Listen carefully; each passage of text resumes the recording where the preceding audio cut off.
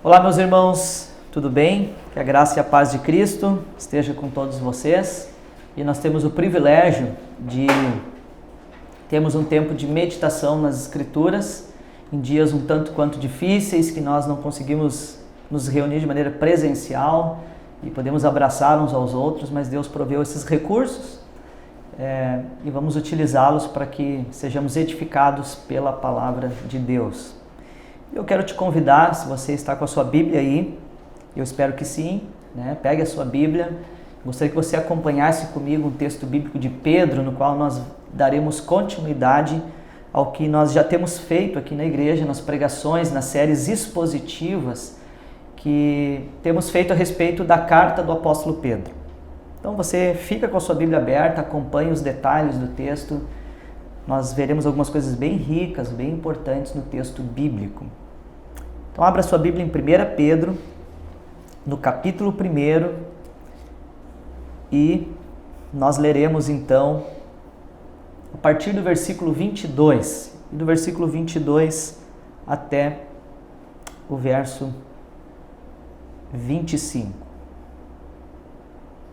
Tá bom? Vamos ler? Então a palavra de Deus diz assim: Tendo purificado a vossa alma pela vossa obediência à verdade, tendo em vista o amor fraternal não fingido, amai-vos de coração uns aos outros ardentemente, pois fostes regenerados, não de semente corruptível, mas de incorruptível, mediante a palavra de Deus, a qual vive e é permanente. Pois toda a carne é como a erva, e toda a sua glória como a flor da erva. Seca-se a erva e cai a sua flor. A palavra do Senhor, porém, permanece eternamente. Ora, esta é a palavra que vos foi evangelizada. Vamos orar e pedir a Deus que nos abençoe nesse tempo e que Ele nos conduza nessa meditação bíblica. Vamos orar.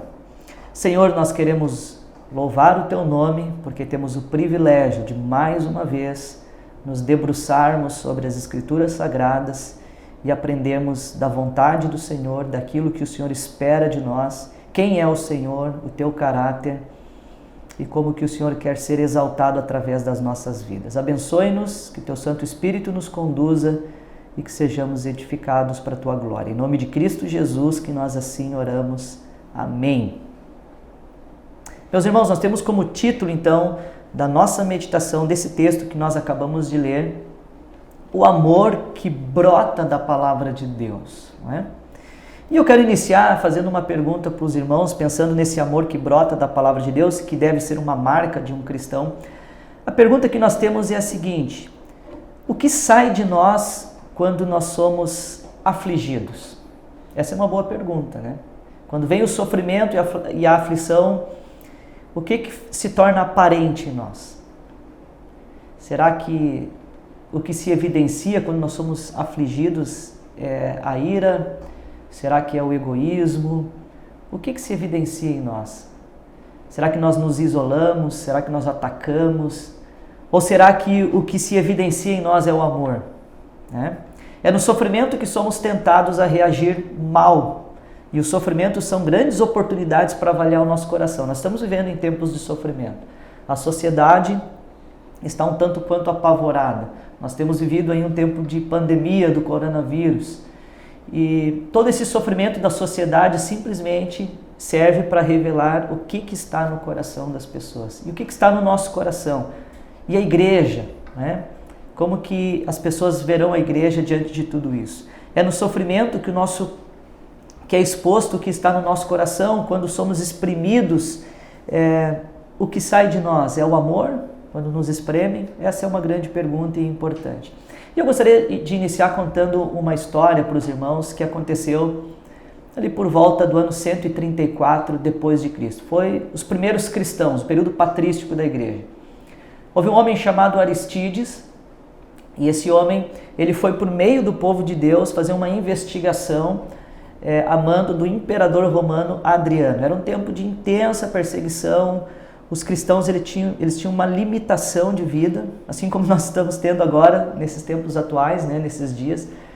as pessoas tinham uma vida muito limitada porque eram perseguidos, era um tempo muito difícil, sofrimento.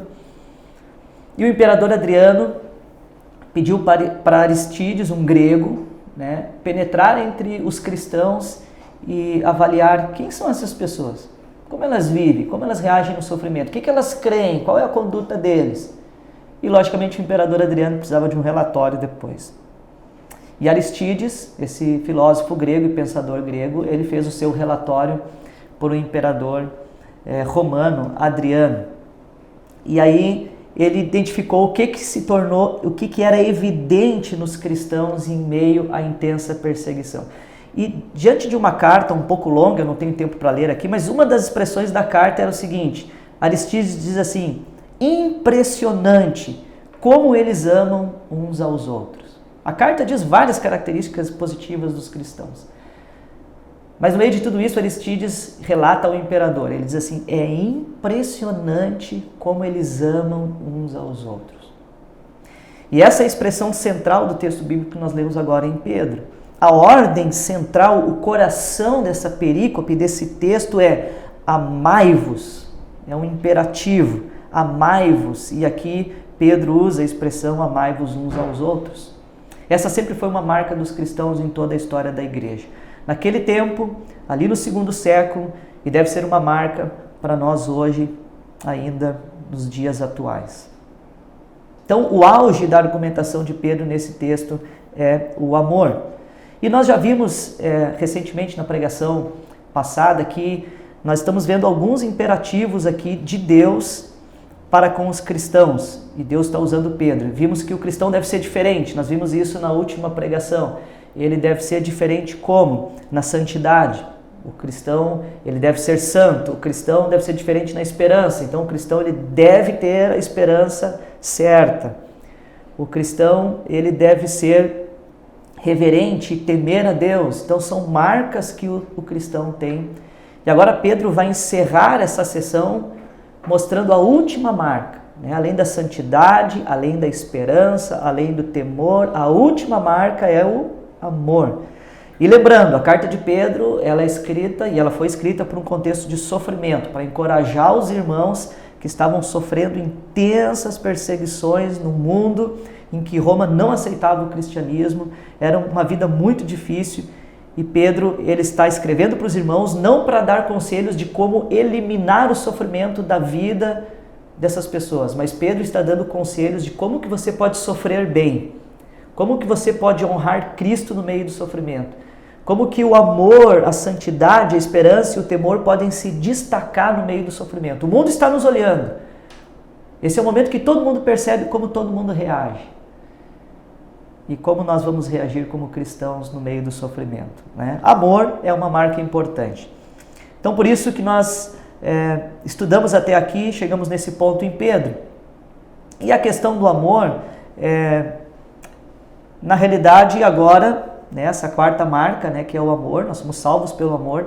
Pedro nos dá 2 razões eloquentes para a prática do amor. E o texto vai nos mostrar isso. E essas razões são quais? Por que devemos amar nossos irmãos? E no que se baseia esse amor? Ele é subjetivo ou ele tem bases objetivas? Pedro então vai qualificar e delinear este amor de acordo com a revelação de Deus, que é diferente do amor do mundo. Então Pedro vai dizer, amai-vos, nós vamos ver algumas coisas importantes sobre o amor. Ele vai dizer o porquê nós devemos ter essa marca, porque nós fomos salvos, porque nós somos purificados, porque nós somos regenerados, então existe um porquê, não é amai-vos simplesmente porque eu quero que vocês se amem. Pedro, ele tem uma argumentação para dizer e chegar num raciocínio lógico, numa conclusão lógica que nós devemos nos amar, né? Isso está baseado na salvação, na regeneração que nós temos em Cristo Jesus.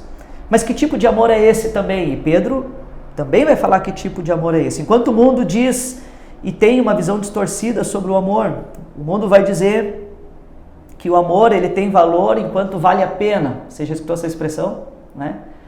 Que seja bonito enquanto dure, né? Se vale a pena, ame. Se não vale a pena, deixa para lá. O mundo vai dizer, ame-se primeiramente, né? Você tem que amar a si primeiro, acima de todas as coisas. O mundo vai dizer que o amor é um sentimento.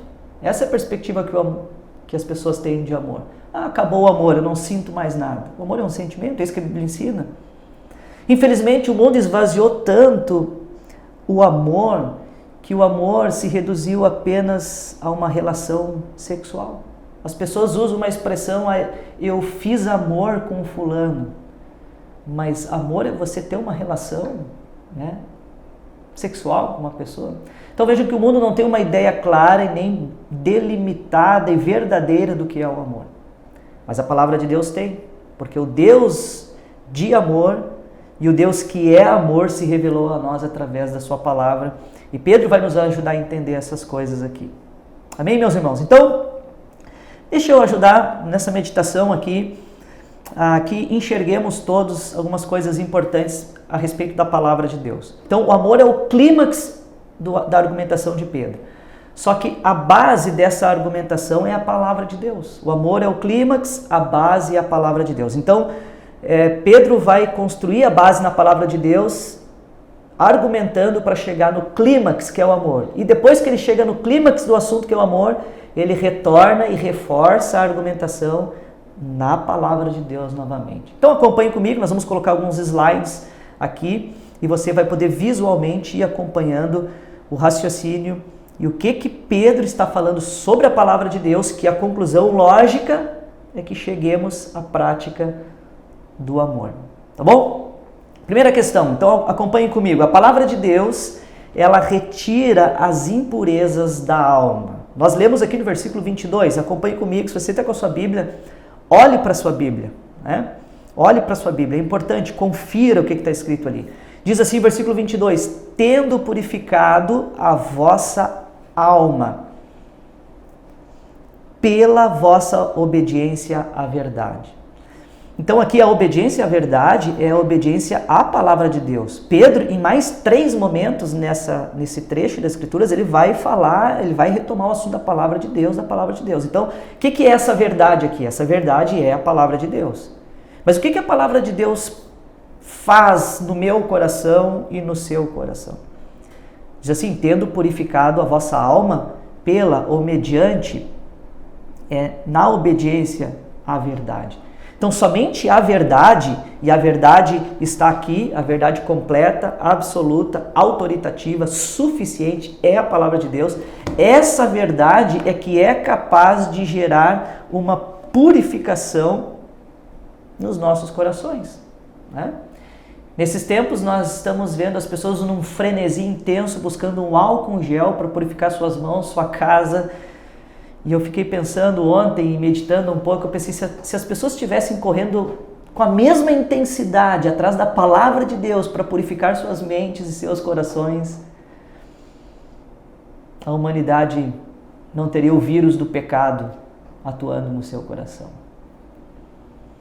Somente a palavra de Deus pode fazer uma purificação naqueles pensamentos impuros, naqueles pensamentos pecaminosos, naqueles pensamentos de orgulho, naquelas motivações do nosso coração que deixam Deus bem distante, bem distante. Somente a palavra de Deus faz essa purificação nas nossas vidas. Outrora nós andávamos em pecado, nós tínhamos tantas impurezas e nós estamos sendo purificados e é pela palavra de Deus. Olha só o que Paulo diz escrevendo aos Efésios, capítulo 5, versículo 25 a 27. Ele diz assim que Cristo amou a igreja e a si mesmo se entregou por ela, para que a santificasse. Cristo então vai santificar a sua igreja, tendo-a purificado por meio da lavagem de água pela palavra. Vejam aqui que Cristo purifica a sua igreja pela palavra. A palavra de Deus é um meio de purificação. E o versículo 27, para apresentar a si mesmo uma igreja gloriosa, então sem mácula, nem ruga, nem coisas semelhantes, porém santa e sem defeito.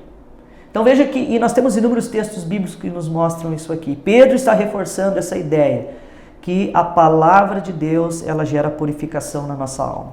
Segundo aspecto, quero que você acompanhe comigo ainda, que o texto está nos dizendo aqui, a ideia é que essa purificação ela só acontece mediante a palavra de Deus. Não existe outro meio de purificação Mas o texto está nos ensinando algo importante aqui também, que a palavra de Deus é a verdade, né? Pedro está falando da palavra de Deus como uma argumentação, e Pedro está qualificando, adjetivando essa palavra como sendo verdade, está conceituando a palavra de Deus como sendo verdade. Isso é importante. Então ela purifica a vida das pessoas e a palavra de Deus também é considerada como verdade aqui na ideia de Pedro. Então a verdade foi colocada em dúvida muitas vezes, é importante nós vermos isso. Hoje as pessoas, elas não têm uma ideia do que é a verdade. E quando Deus criou Adão e Eva, nós podemos lembrar daquela história lá no Jardim do Éden, né? Satanás chegou lá no capítulo 3, e logo no versículo 1, e lança uma pergunta no rosto de Adão e Eva: o que foi mesmo que Deus disse?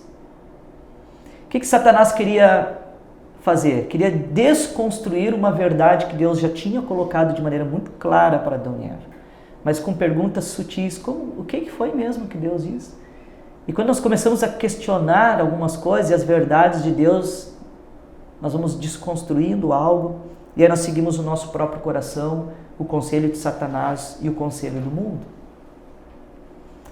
E ali Eva foi dar suas explicações, e Satanás distorceu a verdade. Satanás foi dizer assim: não, sabe, esse conhecimento que vocês vão ter do bem e do mal, que Deus não quer que vocês comam, não é porque vocês vão conhecer o mal, é porque na realidade isso vai ser uma ameaça para ele. Vocês vão estar no mesmo nível de Deus, e vocês não vão mais precisar de Deus, vocês vão ter uma vida independente de Deus. Que engano, né? Veio a destruição e veio o pecado. Mas tudo começou, antes do pecado consumado, Satanás começou a dizer que aquela verdade que Deus tinha dito, será? Não é tão verdade assim. Pensa bem, será? Mas a verdade de Deus não é a tua verdade. Você pode ter a sua verdade. Interessante, nós vemos que o primeiro Adão foi enganado nessa armadilha e nessa astúcia de Satanás. O segundo Adão, Paulo diz que Cristo foi o segundo Adão, em Romanos e em Coríntios. A palavra de Deus vai mostrar que o segundo Adão se deparou com Pilatos. E ali, sendo julgado para a crucificação, Pilatos lança também no rosto de Jesus uma grande pergunta, né? Um homem influente, um governador, e ele lança diante de Jesus, quando Jesus disse que ele era a verdade, né? E ele diz: o que é a verdade? Jesus veio como o segundo Adão. E o segundo Adão não poderia ser enganado como o primeiro Adão, porque se Jesus pecasse como o primeiro Adão, desconsiderando a verdade, não adiantaria nem ele ir para a cruz. Mas Jesus, que era a verdade, né? O caminho, a verdade e a vida, ele foi até o fim na cruz. Mas ali estava novamente Satanás agindo através de Pilatos, questionando e querendo dizer que a verdade não é algo absoluto, que a verdade é totalmente subjetiva. Mas Jesus, na sua oração com o Pai, orando por cada um de nós que vivemos hoje, que cremos em Cristo hoje, Jesus na sua oração disse o seguinte: Jesus falou: santifica-os na verdade, a tua palavra é a verdade. Então a palavra de Deus é uma verdade absoluta. A palavra de Deus, ela é poderosa e capaz para realizar santificação, purificação na nossa vida. A palavra de Deus, ela é a verdade. Em terceiro lugar, agora Pedro vai chegar no clímax daquilo que ele quer falar. Ele vai dizer que a palavra de Deus, então, precisa ser obedecida. Então acompanhe, nós temos um slide para você acompanhando o raciocínio. A palavra de Deus precisa ser obedecida. Por quê? Por que a palavra de Deus precisa ser obedecida? Porque ela é a autoridade. E o texto que nós lemos diz que a purificação da alma vem pela vossa obediência à verdade. Deus requer obediência.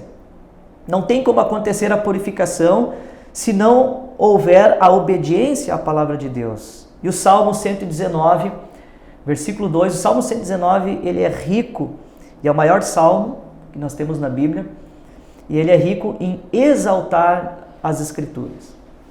Todos os textos ali, os versículos estão exaltando a lei de Deus, os mandamentos, os estatutos. É uma exaltação, é um hino que exalta as verdades de Deus. E diante dessa exaltação, se nós fizéssemos um exame bem acurado, bem minucioso do Salmo 119, nós veríamos que tem vários versículos ali que usam a expressão obediência à palavra, obediência às leis, obediência aos mandamentos, obediência aos estatutos. E o Salmo já começa logo no versículo 2, Salmo 119, já começa dizendo como são felizes os que obedecem os seus estatutos. Como são felizes os que obedecem os seus estatutos. Bom, agora Pedro então, ele chega no clímax. Pedro chega no clímax, porque ele já deixou claro algumas coisas importantes. Pedro já deixou claro que a palavra de Deus ela é poderosa para purificar. A palavra de Deus é a própria verdade. A palavra de Deus ela precisa ser obedecida. E diante de tudo isso, a conclusão lógica que Pedro está chegando é o amor. Qual que é a prática de tudo isso, de uma purificação da palavra de Deus ser a verdade e obedecer, mas obedecer o quê? Pedro chega no clímax do assunto que ele pretende falar aqui. E o clímax é qual? A palavra de Deus, ela conduz ao amor. Porque ele diz assim, então, na parte B do versículo 22, tendo em vista o amor fraternal, não fingido. Então, tudo isso, a palavra de Deus gera purificação, ela é verdade, ela precisa ser obedecida, e tudo isso tendo em vista o amor. Essa é a conclusão lógica que Pedro chega. A palavra de Deus conduz ao amor, visando, você pode ver essa palavra aí na sua Bíblia. E Pedro vai qualificar o amor. Veja que Pedro vai qualificar o amor como? Ele vai dizer que esse amor, ele deve ser sincero, na sua tradução talvez, sem fingimento, não fingido, ou seja, a ideia é que ele seja sincero, que não tenha motivações erradas por trás. Também vai dizer que deve ser de coração, além de sincero, ele deve ser de coração, ou seja, a ideia é que deve ser profundo, do mais íntimo do nosso ser. E outra palavra que Pedro usa aqui para qualificar este amor, ele vai dizer que esse amor deve ser ardente, a ideia aqui que é intenso. Essas três palavras são importantes, né? Pedro está dizendo, e Pedro começa a nos ajudar a entender como que esse amor funciona. Esse amor, ele deve ser sincero, esse coração, esse amor, ele deve ser profundo, porque é de coração, e esse amor deve ser intenso, porque ele é ardente, ele move para a ação. Três palavras importantes aí, né? Que nós podemos pensar. E outra coisa que Pedro está nos ensinando, e é uma outra palavra muito importante quando ele está aqui no clímax do amor, é que esse amor, ele deve ser mútuo. Interessante que por duas vezes Pedro usa a palavra amor no grego aqui.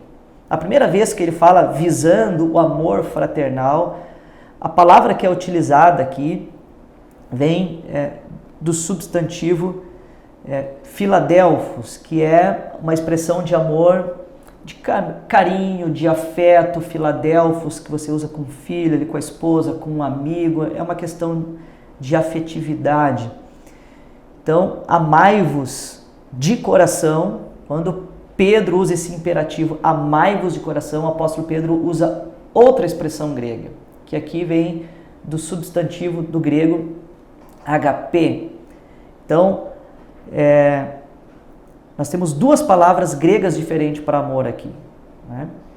Mas quando ele usa o imperativo amai-vos, ele vai qualificar tudo isso, ele vai dizer que deve ser profundo, que deve ser intenso, não pode ter fingimento.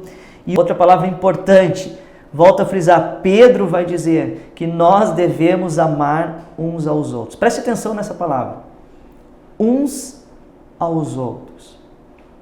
Pedro está dizendo que esse amor que deve ser vivido dessa maneira que ele está qualificando, deve ser recíproco. Esse amor, ele deve ser vivido na prática uns pelos outros. E é muito interessante como Jesus, ele fala sobre isso nos seus discursos, na sua oração, por exemplo. Nós podemos ler, por exemplo, João capítulo 13, versículo 34 ao 35. Jesus diz o seguinte: novo mandamento vos dou, que vos ameis uns aos outros, é a mesma palavra grega aqui, alelos, vos amei uns aos outros, assim como eu vos amei, que também vos ameis uns aos outros. Olha só, nisso conhecerão todos que sois meus discípulos, se tiverdes amor uns pelos outros. Então, o amor recíproco uns pelos outros, baseado na palavra de Deus, na verdade de Deus, que nos purifica, ele serve como um testemunho para que as pessoas vejam que nós somos discípulos dele. No meio do sofrimento, estavam todos com os olhos bem arregalados para os cristãos. E quando eles estavam sendo bem espremidos, o que saía deles? O amor uns pelos outros. Isso era um testemunho vivo de que eles eram discípulos de Jesus. Jesus, na sua oração, no capítulo 17 de João, também vai reforçar essa ideia. Ele estava orando por nós,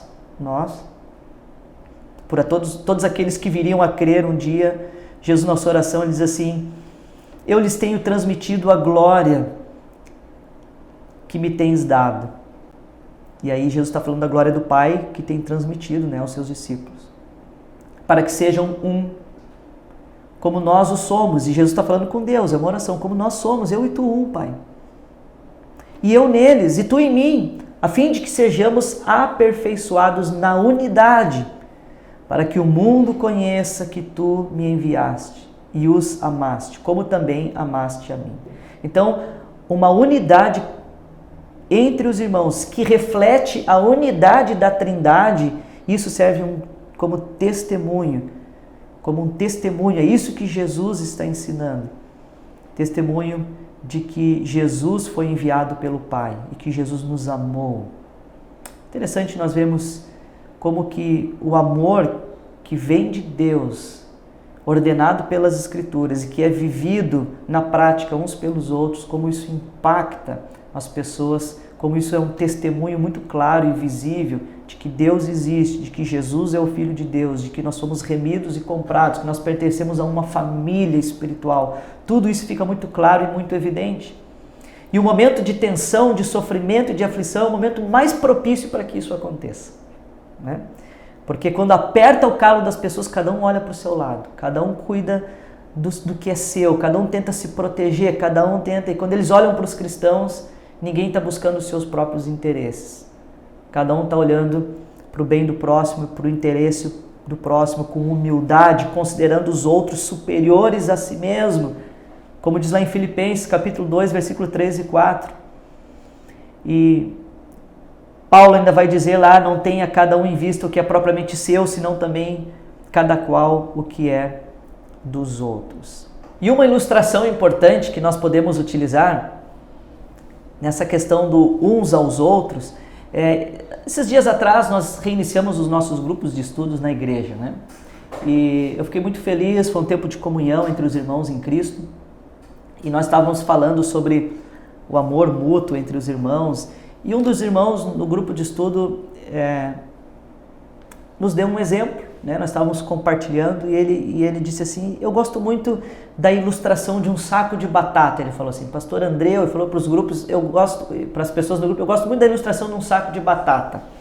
Ele diz assim: às vezes nós temos um tipo de comunhão que parece um saco de batata, nós temos um monte de batata dentro de um saco, né? Você vai no mercado, você compra aquelas batatas, você pesa lá, e aquele monte de batata é um ajuntamento de batata dentro de um saco.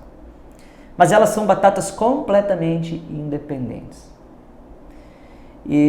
Mas quando você chega na sua casa e de repente você vai fazer um delicioso purê, aí você descasca todas aquelas batatas, você ferve aquelas batatas, e aí você junta essas batatas e você amassa essas batatas. E aí se nós tentássemos, não, depois do purê feito, agora vamos fazer o processo contrário, vamos separar as batatas.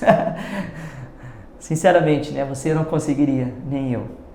Aquelas batatas, elas foram amassadas e elas viraram uma única coisa.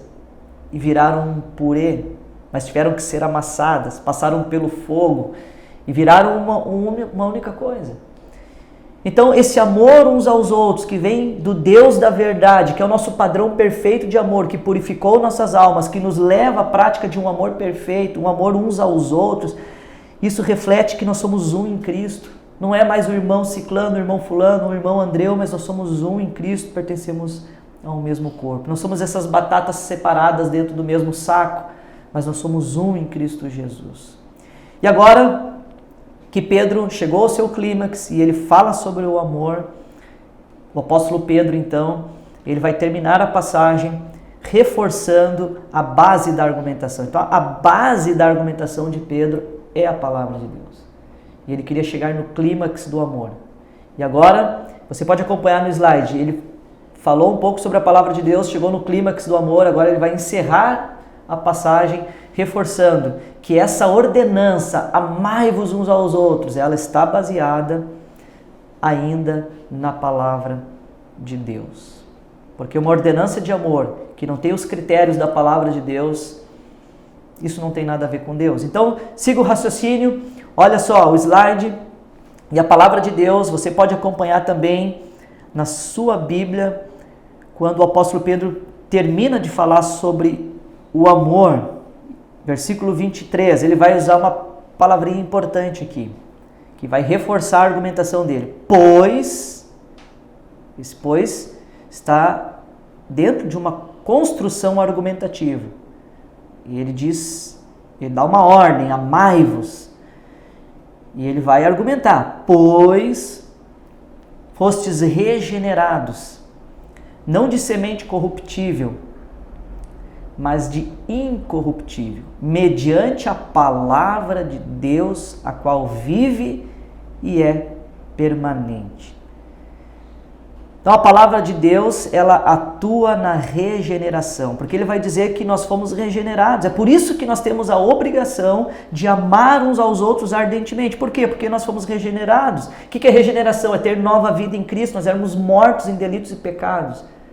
E agora nós temos vida e vida espiritual em Cristo Jesus, temos a habitação do Espírito Santo, e essa habitação e essa nova vida, ela só aconteceu mediante a palavra de Deus. Ele diz que nós não fomos regenerados por uma semente corruptível e que perece, mas de uma semente incorruptível, mediante a palavra de Deus. Então veja que a palavra de Deus é um instrumento para trazer nova vida. Se um dia você nasceu de novo, se um dia você se converteu, recebeu Cristo como Senhor e colocou toda a sua confiança na obra da cruz e você desfruta da salvação eterna, e isso veio através da palavra de Deus. Não há novo nascimento sem a comunicação da palavra de Deus. É isso que diz lá em Romanos, capítulo 10, versículo 13 até o 15.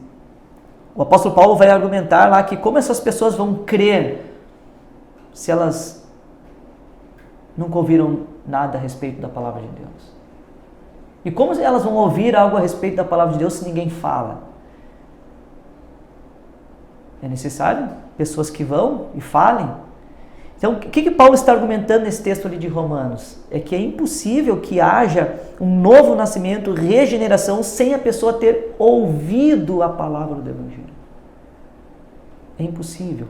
Por isso que ele encerra esse texto lá em Romanos dizendo assim, quão formosos são os pés daqueles que anunciam as boas novas, que é a palavra de Deus, porque a palavra de Deus contém o Evangelho, a boa notícia de salvação. E aí a pessoa tem condições de entender e colocar a sua confiança naquilo que Deus proveu para ela. Então a palavra de Deus atua na regeneração. Também a palavra de Deus, ela é viva, é isso que o texto está falando, que nós somos regenerados não de semente corruptível, mas de incorruptível mediante a palavra de Deus, a qual vive. Né? Então a palavra de Deus, ela é viva. A palavra de Deus não é um amontoado de letras num papel, uma imprensa, que aí você olha para essas letras e cada um faz o que quer com elas, cada um interpreta da maneira que quer. A palavra de Deus, ela é algo vivo. Esse papel não tem o poder de entrar no coração de alguém, e essas letras com uma tinta que se colocou aqui e transformar vidas. Mas as verdades que estão aqui, elas são além do papel. Essas verdades, elas entram na mente das pessoas. Essas verdades aqui, elas entram no coração das pessoas, elas transformam. E a própria palavra de Deus diz lá em Hebreus capítulo 4, versículo 12, que a palavra de Deus ela não é uma mera informação, né? Ela é um conceito. A palavra de Deus é viva. Hebreus 4:12. A palavra de Deus é viva e eficaz e mais penetrante do que espada alguma de 2 gumes, e penetra até a divisão da alma e do espírito e das juntas e medulas, e é apta para discernir os pensamentos e intenções do coração. Então a palavra de Deus, ela vai no mais profundo da alma, do espírito, mais profundo do nosso coração. E ela consegue discernir as intenções mais profundas, que nem nós conseguimos. Às vezes nós estamos tão confusos, a gente não sabe bem o que está se passando no nosso coração, na nossa mente. Como pastor, as pessoas nos procuram e elas estão tão confusas, nem elas conseguem se entender. E já pegaram conselhos de tantas pessoas, já ouviu o vizinho, já ouviu o colega de trabalho, já ouviu o psicólogo X, já ouviu, e às vezes chegam, eu quero entender o que está acontecendo, eu quero entender como que eu lido com isso, eu quero entender. Mas a palavra de Deus, ela traz clareza. Quando está tudo muito cinzento e a gente não consegue discernir as coisas, está tudo muito embaçado, a palavra de Deus, ela é viva. Ela foi viva para o coração dessas pessoas. O coração de Pedro, que escreveu, para os ouvintes, os leitores da época, ela é viva ainda hoje. A palavra de Deus, os conceitos, elas vão penetrando tão fundo no nosso coração, as coisas vão ficando tão claras. E na nossa mente, aquilo fica tão cristalino. Aqui está a motivação errada do meu coração. Aqui está o erro. É assim que eu devo agir sabiamente. Agora ficou claro. A palavra de Deus, ela é viva, ela penetra o mais profundo, ela discerne aquilo que nós não conseguimos discernir. A palavra de Deus, Pedro a qualifica como sendo viva, e é por isso que nós podemos amar, porque o amor é algo vivo. E somente essa palavra viva que nos regenerou, que está atuando no nosso coração, nos dá vida para amarmos na vida, na prática com as pessoas. E por último, então, para encerrar a sequência final de argumentação, Pedro vai dizer que a palavra de Deus ela é permanente. E essa permanência aí ela contrasta com a transitoriedade humana, né? A palavra de Deus ela é fidedigna desde sempre. Ela não foi fiel ou relevante para uma época da história. A palavra de Deus ela é fiel, relevante, autoritativa, suficiente, foi e sempre será. E é hoje para nós, e será para as próximas gerações, para os nossos filhos. A palavra de Deus é permanente, e Pedro tem certeza disso, ele sabe essa palavra de Deus, ela foi fiel àqueles que viveram no passado. E ela continua sendo fiel hoje, ela é viva, ela não é ultrapassada, nós podemos confiar nela porque ela é permanente, ela não se torna obsoleta nunca, a palavra de Deus. E Pedro vai se utilizar da própria palavra de Deus, que ele entende que purifica, ele vai se utilizar da própria palavra de Deus, que ele entende que é a verdade, e ele vai se utilizar dessa palavra viva e que é permanente. E ele pega uma porção da palavra de Deus lá do Antigo Testamento e ele utiliza na sua argumentação. Então ele vai dizer que é mediante essa palavra, né, que nós somos regenerados, que vive e é permanente. E ele cita um trecho das Escrituras. Pois toda a carne é como a erva, e toda a sua glória como a flor da erva. Seca-se a erva e cai a sua flor. Mas a palavra do Senhor, porém, permanece eternamente. Aqui, o apóstolo Pedro está citando as Escrituras. Sim, ele confia nas Escrituras.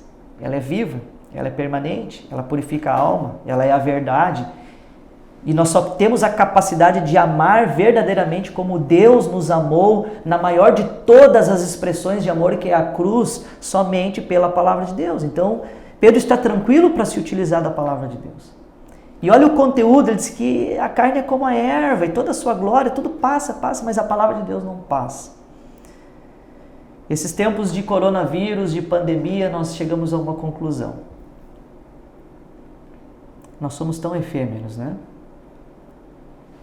Parece que está tudo bem, o mundo, a tecnologia, A vida das pessoas parece que melhorou, a vida dos antigos era mais difícil, né? A nossa é boa, o ser humano é capaz, é inteligente, você não pode. Essas frases de efeito, você é o autor da sua própria história, você faz o seu próprio destino. Que bobagem, né? Estão todos trancados nas suas casas, estão todos apavorados, os médicos, a ciência, ninguém sabe o que fazer. A humanidade é tão frágil, nós somos tão frágeis. Nós existimos hoje, amanhã talvez eu não exista mais.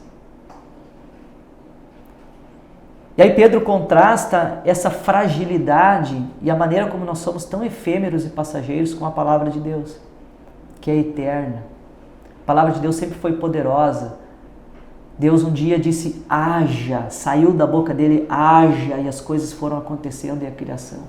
E essa palavra de Deus, nós estamos lendo-a hoje, agora, e ela continua sendo viva e poderosa.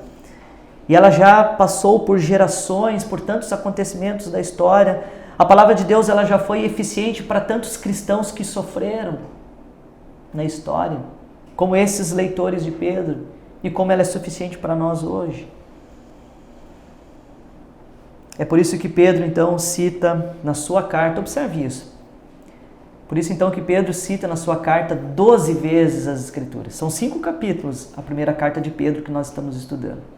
E ele cita em 12 momentos a palavra de Deus.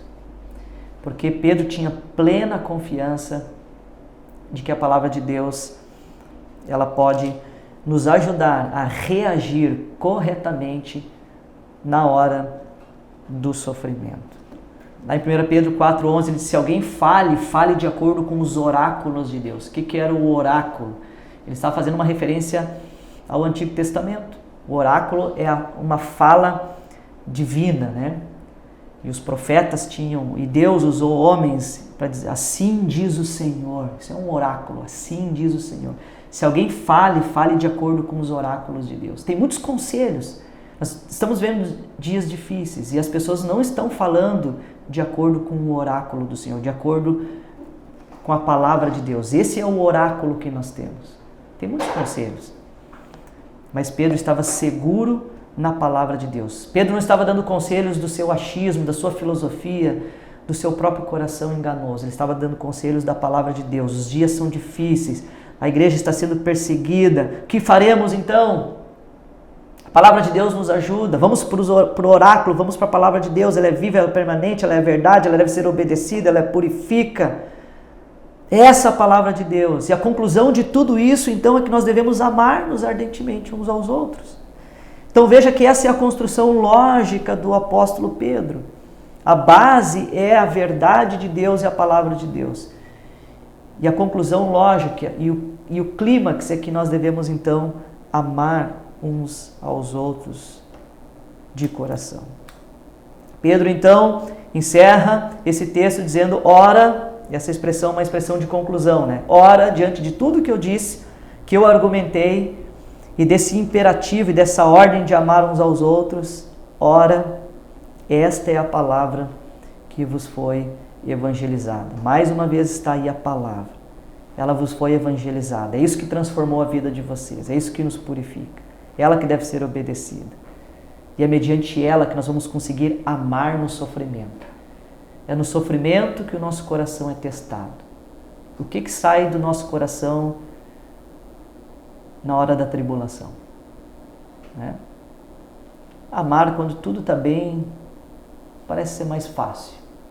Mas quando as coisas ficam terríveis, vem a aflição, vem a tempestade, vem o sofrimento, aí o nosso coração é testado, né? No egoísmo, no orgulho. Não, eu vou cuidar do que é meu primeiro. O que tem saído no nosso coração em dias difíceis? Pense nisso. Tem saído amargura, ira, ressentimento, isolamento, egoísmo. O que tem saído do nosso coração? Pense nisso. Deveria sair amor. Essa é a lógica. Essa semana o meu filho de 2 anos, o Isaac, nós compramos uma garrafa de suco de uva. E ele disse, pai, eu quero suco de uva. E o pai foi lá, colocou o suco de uva no copinho dele, fechou o copinho aqueles de criança pequena, né? Ele tem 2 aninhos, e dei para ele. E ele tomou aquele suco de uva e ele olhou para mim, o Isaac, e disse com um sorriso bem contente: pai, tem gosto de uva. E ele riu. Nós rimos, né? Parece ser tão lógico, né? O pai serviu um suco de uva e a criança, muito feliz, disse: tem sabor de uva. A realidade é que nós fomos amados com um amor tão incrível da cruz e que o sabor das nossas vidas seria esse mesmo amor incrível. Seria muito estranho eu servir um suco de uva para o meu filho e ter sabor de goiaba, né? Mas a verdade é que muitas vezes, como crentes, nós nos dizemos ser um suco de uva. Mas para o mundo é muito palatável outro sabor. A cor é de uva, o rótulo diz que é de uva. Mas é muito palatável outro sabor. O mundo está olhando para nós na hora do sofrimento. Qual o sabor que nós temos? Se tivesse um Aristides amando do governo do imperador hoje, como foi naquela época, no ano 134 depois de Cristo, se tivesse um agente secreto do governo fazendo as anotações dos cristãos, qual relatório chegaria na mesa do governante? Olha, nesses tempos difíceis, o que nós enxergamos nos cristãos é que eles são assim, ó. Será que existiria a expressão de Aristides? É impressionante como eles amam uns aos outros. Eles dizem ser suco de uva e realmente tem sabor de suco de uva. É impressionante como eles amam uns aos outros. Que Deus nos ajude, meus queridos, que a palavra de Deus seja um lugar seguro e que brote da palavra de Deus, dos nossos corações, do nosso temor à palavra de Deus, brote o amor verdadeiro que vem da cruz. Esse é o momento que o mundo está nos olhando e que Deus assim nos ajude. Pense nisso, meus irmãos. Quando somos pressionados, o que sai de nós é o amor? Pense nisso. Estamos refletindo Cristo com a vivência, com o vivenciar do amor mútuo? A palavra de Deus tem sido nossa base confiável para praticar o amor? Pense nisso. Que Deus realmente nos fortaleça e nos ajude. Deixa eu orar com você. Nós precisamos que Deus nos ajude, realmente. Porque por nós mesmos, nós não somos capazes de viver dessa maneira. Feche seus olhos aí na sua casa, com a sua família e vamos orar a Deus. Deus Todo-Poderoso, nós te agradecemos pela tua santa, bendita e poderosa palavra. Nós te agradecemos pelos conselhos do apóstolo Pedro, aquela igreja que estava sofrendo e não sabia muito bem o que fazer diante do sofrimento. Que os conselhos do apóstolo Pedro sejam conselhos vivos para nós. Nos ajuda a desfrutar desses conselhos. Nos ajuda a estarmos seguros e baseados sempre na tua palavra, Deus, que nos purifica, que é a verdade, que deve ser obedecida, que é viva, que é permanente e que nos conduz ao amor. Nos ajuda, Pai, a não entrarmos em desespero, a não sermos egoístas nesse momento da aflição, mas a praticarmos o amor mútuo, verdadeiro, intenso, profundo, de coração, com sinceridade. Que o Teu Santo Espírito, Deus, possa agir e venha agir nos nossos corações poderosamente. Possamos dar um bom testemunho, que a marca do amor uns aos outros seja um selo de Cristo em nós, o selo da cruz. E que nós possamos impactar muitas pessoas através desse amor mútuo em dias difíceis. É assim que nós oramos e te agradecemos, Pai, certos do Teu cuidado sobre nossas vidas, em nome de Cristo Jesus. Amém. Amém? Deus abençoe a sua vida e se for necessário se for necessário que tenhamos outra mensagem online e não pudermos nos reunir pessoalmente, nós assim o faremos. Que Deus te abençoe. Um forte abraço.